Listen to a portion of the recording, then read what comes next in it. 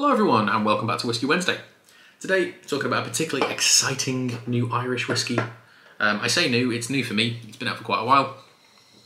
Here we have the Drumshanbo pot still Irish whisky. This is from the Shed Distillery and they have some of the most cool looking bottles I've ever seen. Let me put this over here to see a bit better. This beautiful little thing, it's like an old moonshine jug. Fun story, was blissfully unaware of this distillery. Had no idea it existed, despite my love for Irish whiskey, which can't really claim to be a love at that point, because I didn't know about it. But my mum loves the gin that these folks produce. They have a gin called Gunpowder Gin. It's like a little blue bottle, looks like the Hibiki bottle. And I was on there going to buy a bottle of it for her and discovered they had a whiskey. So I was like, oh, well, need that.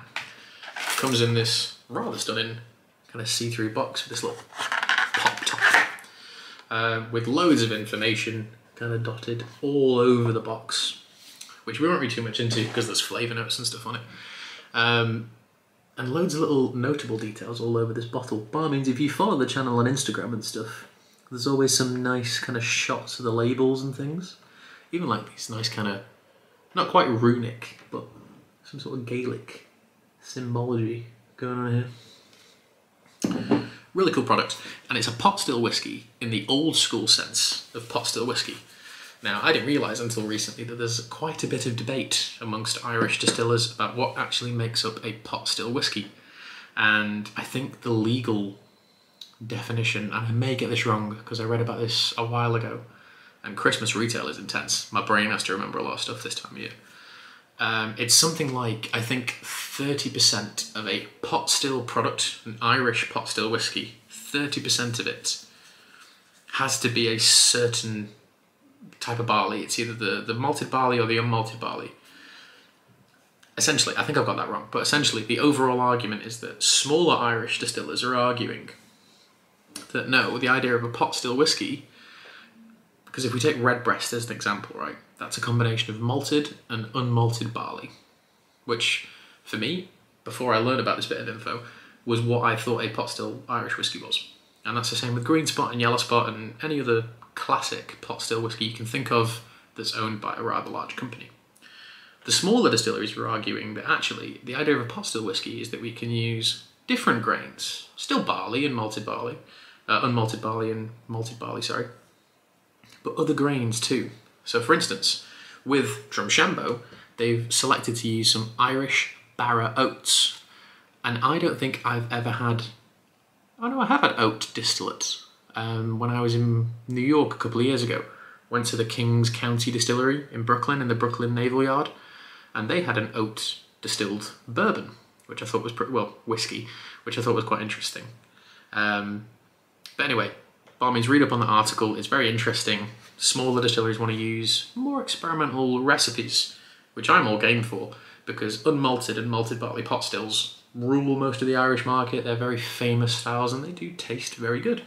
But it'd be nice to get some more unusual ones in there too. 43% alcohol, natural colour, non-chill filtered, aged in a combination of Kentucky and Oloroso sherry casks. So, I poured quite a large measure there. It wasn't meant to be that big. Very, very intense day in retail today. So a relatively large glass of whiskey when I get home. But let's smell, let's taste, and let's see, with the addition of this barra oats, and unfortunately I do not have the percentages that they've used. We can go through their website, but it's kind of fine if they don't want to use it. This little neck tag here, I don't believe gave a percentage. Excuse me. Indeed it doesn't. Which is fine, you know, we don't need to know the exact specifications. All we need to know is that it's in there. But let's smell, let's taste, and let's see what's going on with Drumshanbo.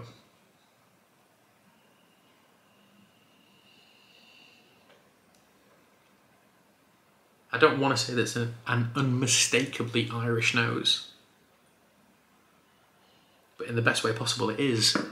It's full of these rich vanillas and toffees and fudges, with elements of what I think of when I think of Ireland and when I've been to Ireland. And these nice huge fields, kind of grass with like morning dew on it, the smell of freshly cut grass. Handmade toffee, or like homemade toffee, if your like parents or your grandparents ever made toffee at home, there's that smell of walking into the kitchen and being met by sugar and butter. There's a nice fudgy note to it as well. There's not tons of fruit. I know with Oloroso sherry we're always looking at things like raisin and sultana, but there's not loads of that in there. Again, I don't have makeup of the cask percentages either, but from the smell alone we can assume Kentucky bourbon casks are a little bit cheaper, or at least they were. I think they've gone up in price quite a bit recently, but they'll certainly still be cheaper with that price increase than sherry casks are. But yeah, fudgy, toffee, grassy. It's light, it's playful, which for me is what pot still whiskies have always been about. They have this smell of like creaminess and freshness to them all at the same time. If I can move my head out of the way, which I'll try and do. 43% natural colour. Coat in the glass pretty nicely. That's actually 2 whiskies in a row that we've had now. Well, actually this video will be coming out first, so maybe I shouldn't say that, but there are 2 whiskies in a row that we've had that are both 43% natural colour and non-chill filtered. And it's interesting to see that, because I just don't see that much on whiskey these days. But let's taste it and see if the taste matches up to the playfulness of the nose.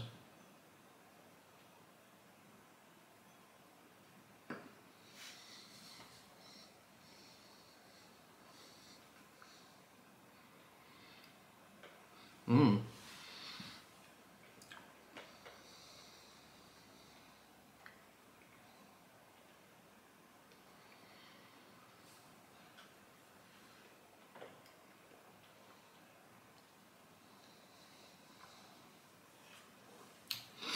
Oh yeah, that's Irish pot still whiskey. If you're a Redbreast fan, which I think most of us are, take Redbreast and amplify the creaminess. Redbreast 12, sadly only 40%, still great, but only 40%.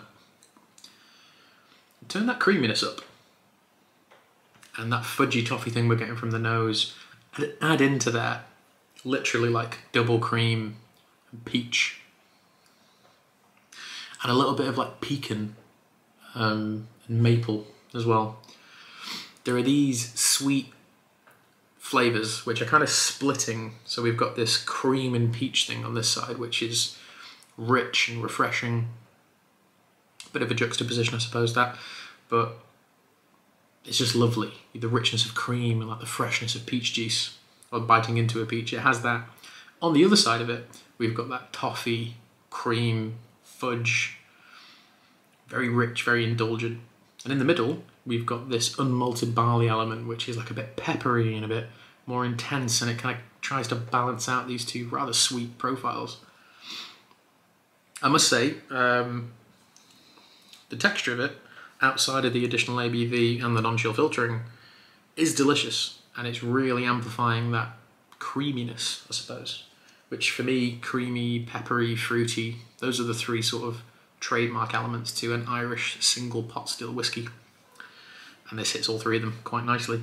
I still can't get over the bottle. Just look at how nice that bottle is. Like, if you went into a bar and you saw that, you'd instantly recognise it. I know there are loads of bottles these days which look incredible. Some have gone through marketing changes and stuff. Aaron in particular looks amazing these days. But just look at that. You know, you'd clock that on a shelf without any shadow of a doubt. And it tastes as good as what it looks like, which is good. The finish isn't the longest thing in the world, and this is a non-age statement whiskey, so I have no idea how old it is. I'm actually not sure when the distillery opened, but on the side of it they do call the whiskey exceptionally rare. I bought this for, I think, £51, which for a different kind of Irish whiskey is actually quite fun. And it's a new Irish whiskey which is quite balanced, unlike some of the newer Irish whiskies that I've tried outside of this job. One more taste, and then we'll see what's going on.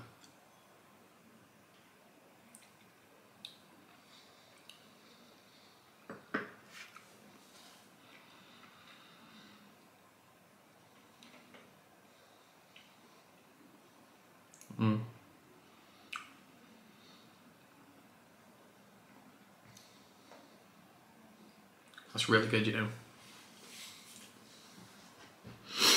Like legitimately good.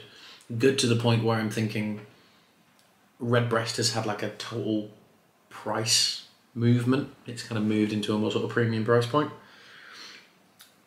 And this isn't that much more expensive. Yes, it doesn't carry an age statement, but it is higher alcohol with no filtration. And it is bigger and it is richer. Is this better than Redbreast 12? At the minute, if you put both bottles in front of me, I'd probably take this one right now. And I don't know if that's because I've owned numerous bottles of Redbreast 12 over the years and know that whiskey quite well. But as far as competition goes, that is setting quite a good benchmark against the behemoth that is Redbreast 12. It's not as, if we think about other pot still whiskies, it's not as like green and citrusy and refreshing as something like Green Spot, and it's not as intense and velvety and buttery as something like Yellow Spot. But it does kind of sit in the middle. It is a little bit more expensive than Green Spot, but it is significantly cheaper than Yellow Spot. So by all means, if you're looking for a new single pot still Irish whiskey and you can get your hands on this, I think I bought this from, I think I got it from Master and Malt or Whiskey Exchange, can't remember. I got both. Oh, I nearly pulled out the bottle that's coming out next week. But I got both of these new releases from either one of those websites, can't really remember. I just kind of see who has it in stock and buys, and I just buy it. But that is delicious. That's really, really good. And I've had a couple of off bottles of Redbreast 12 in the last couple of years. So much so that if Redbreast 12 is in front of me right now and it was the last batch I had, I'd probably score it an 8, which isn't bad. It's a pretty good score. But I would give that an 8.5. Easy 8.5. One of the most interesting and impressive whiskies I've tried all year. So well done to the Shed Distillery. Hopefully you see this video because we'll tag you in it and stuff. And yeah, Drumshanbo. Folks, if you're looking for a cool new Irish pot still whiskey, do not look any further. Give these guys some attention. And they do a really good gin as well. Or so my mum says. But yes, thank you all for watching. I'm going to go and have some food and go to bed because it's been a hell of a day. And I'll see you all next week. Cheers.